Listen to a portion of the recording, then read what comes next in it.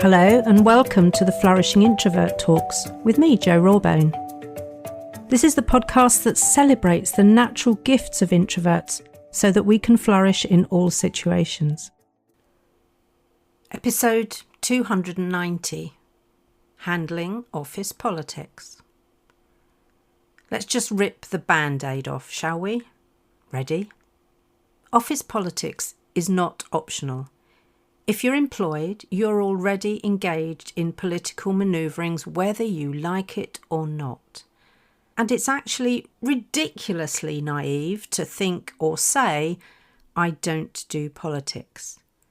In fact, that line will probably do more harm to your career trajectory than you might imagine. So the only real choice is, how do you do politics? I'm steering clear of the term play here, as one of the ways of doing politics is in a game-playing way. But that'll come back to bite you sooner or later.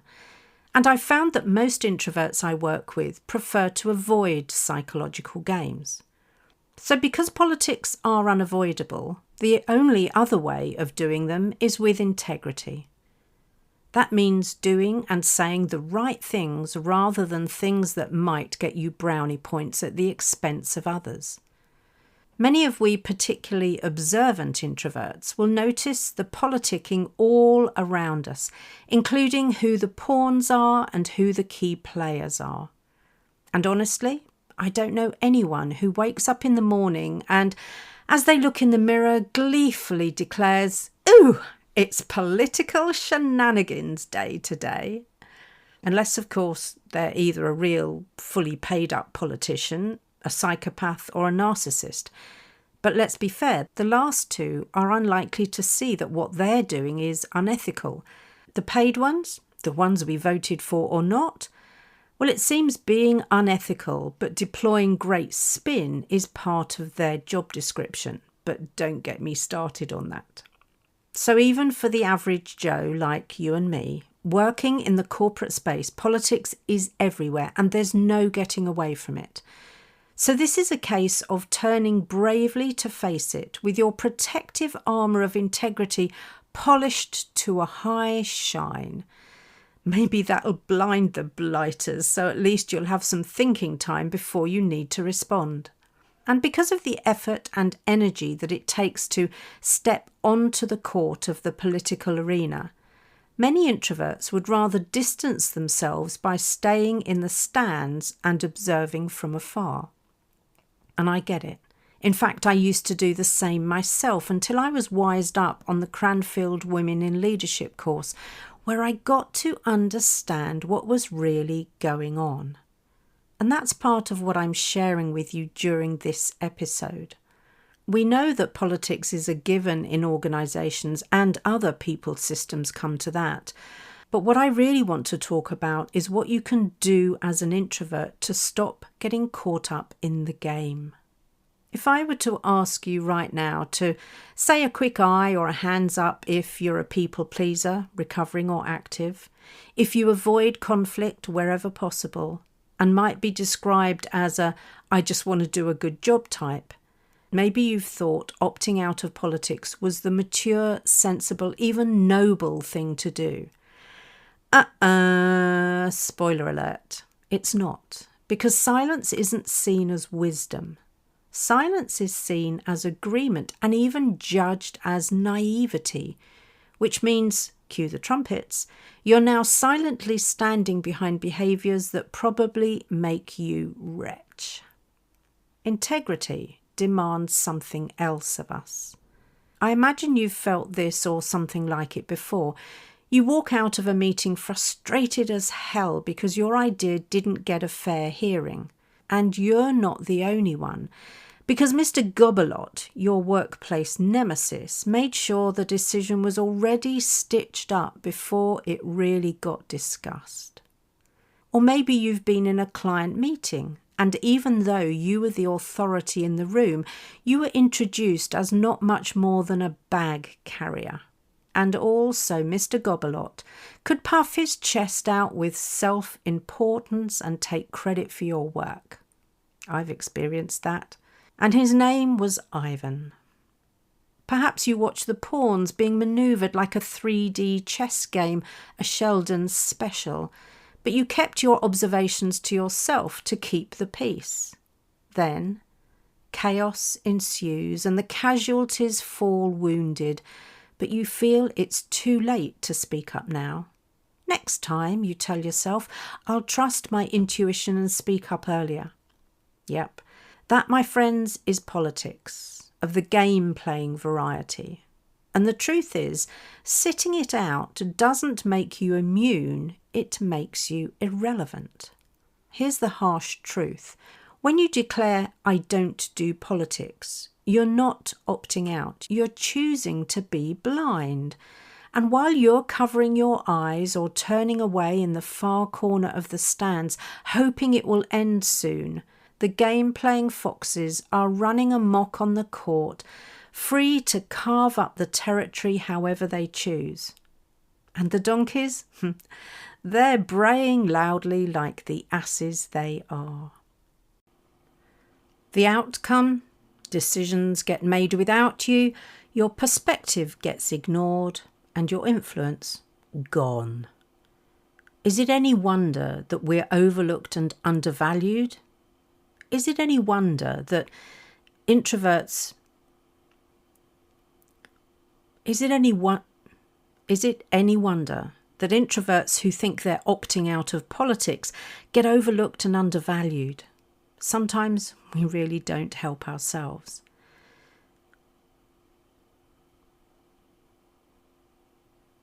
Look, I love we introverts and our peace-loving nature, but we're especially guilty of this. We find the game playing fake, manipulative, and exhausting. That's because it is, so we withdraw.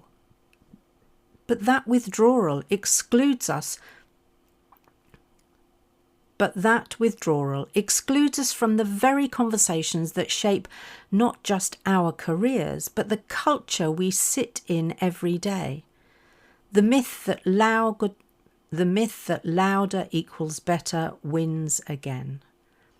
And worst of all, you're left watching the organisational stage tilt towards the people who climb higher not because they're smarter or more capable, but because they're willing to elbow, spin, or outright manipulate their way to the top. And if that thought makes your stomach turn, good, because that's your integrity knocking, saying, hey, are we going to just sit here and watch, or are we going to show up and do something? Do something it is then. And I accept that this needs a certain level of bravery, which is why I run the Becoming Braver adventure every now and again.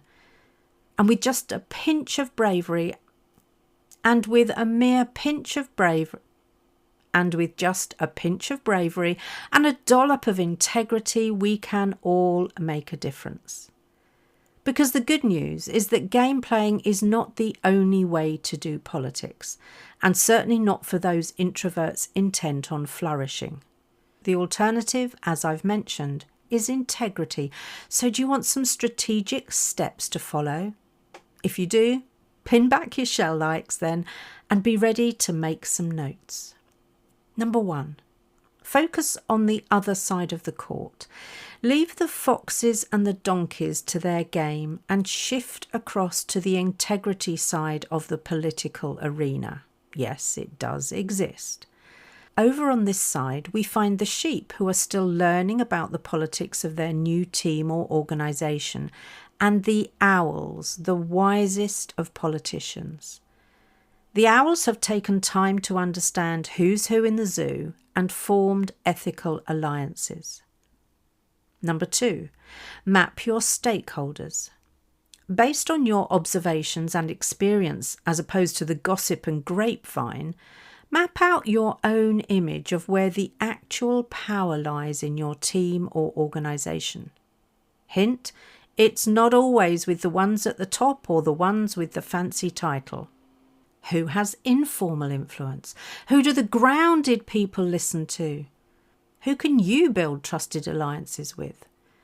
This is how you move from sheep to owl status, by staying on the side of integrity and developing your political awareness.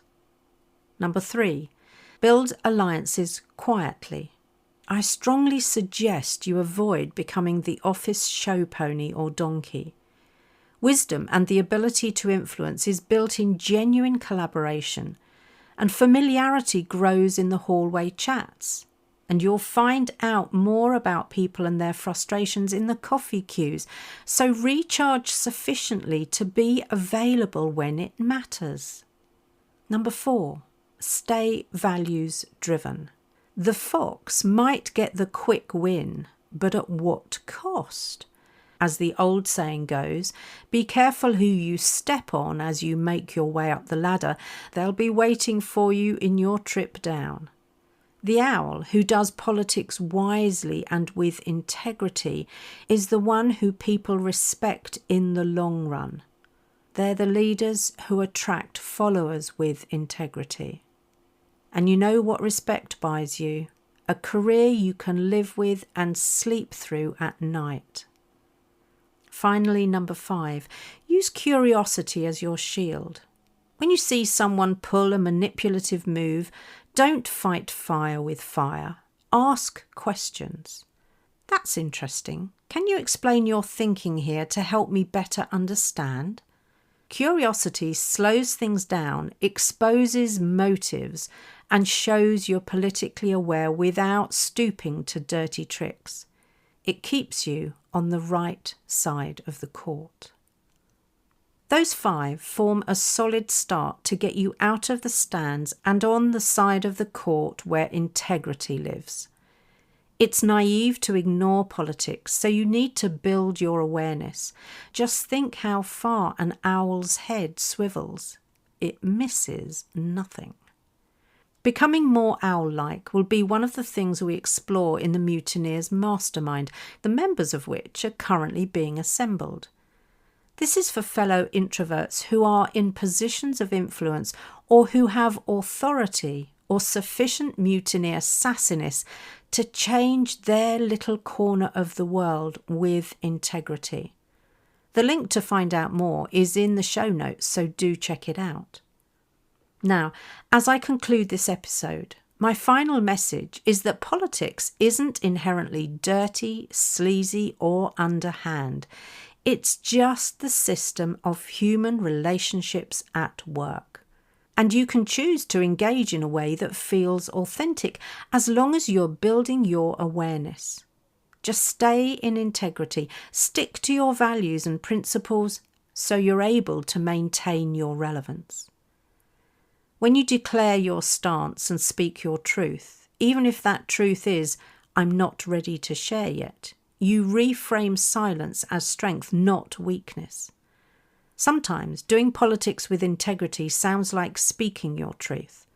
Other times it looks like naming and upholding your boundary. Either way, you're reclaiming your voice. And that's the point.